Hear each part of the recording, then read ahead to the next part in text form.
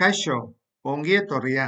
Barra diagrama egin ondoren ikusiko dugu sektore diagrama nola egiten den. Hortarako joango gera txertatura. Hemen dago. Txertatu. Klik ematen badiot. Erdialdean dago diagrama. Hor ere klik eman behar diot.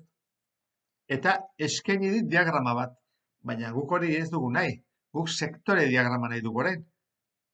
Ikusten duzun bezala, hemen gezia bikoitza denean, eraman dezaket eskubira, eta hori eramango dut, gure datuak ez estaltzeko. Hemen ere bai, joango naiz berako, igortzen manez, gezia bikoitza atatzen da. Hau egin ondoren, zer egin behar dut? Datuak aldatu, ze datu hauk ez ditu nahi. Orduan, joategi honera, hautatu, eta beak aukeratu du, A1, A2.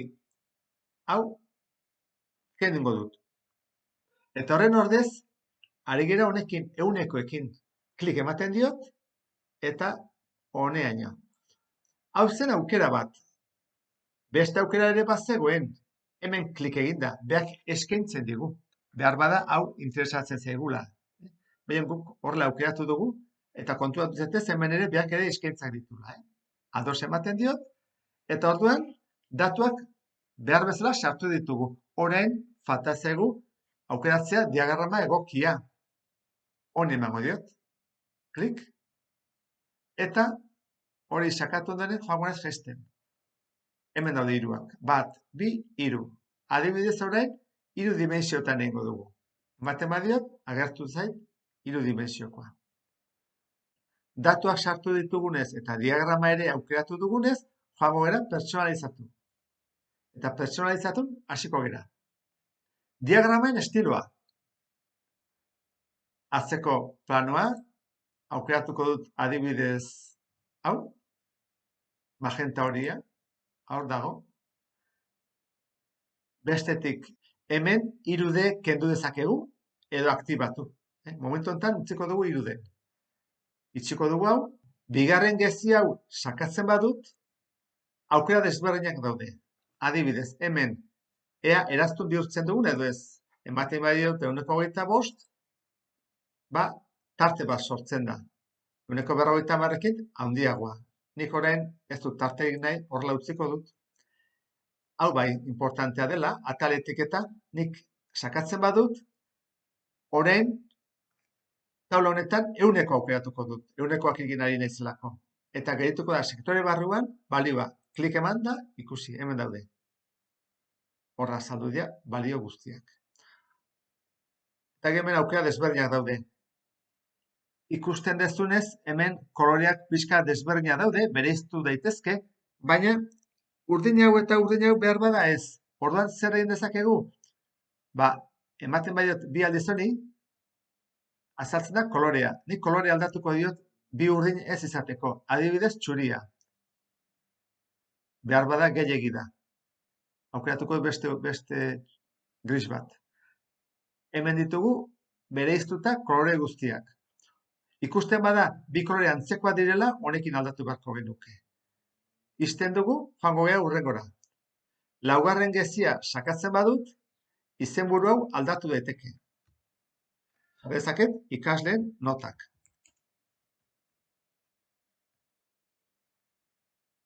Klik ematen diot kanpoan. Eta lehen bezala, izena jarri dezaket lodiagoa,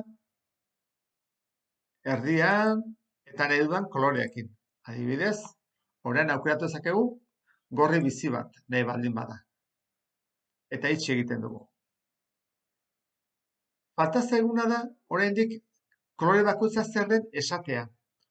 Hortarako honeagoaz, leyendara, lehen ez dugu aukeratu, barra diagrama, baina hemen aukeratzea importantea da. Kokapena automatikoaz dut nahi, aukeratu ezaket ezkerra, eskubia, bea edo goia. Adibidez, aukeratuko dugu ezkerrean. Orain, kolore bakoitzak zenbat balio duen jakiteko, joan beharko dugu konfiguraziora. Datuak hor daudelako. Gehitu etiketa. Ematen dut gehitu etiketa. Eta hemen gelaskara. Klik eman behar diot hemen, bestela ez dago aktibatuta, urdina egon behar du, aukeratzen dut, lehenengo zutabea, 2tik 10. Ados ematen badiot, 3 zuria da, 4 beste kolore hau, 5, 6, 7, hemen koloreak ez dio oso ondo bereizten. Zerbait egin beharko dugu. Adibidez honi aldatuko dio kolorea.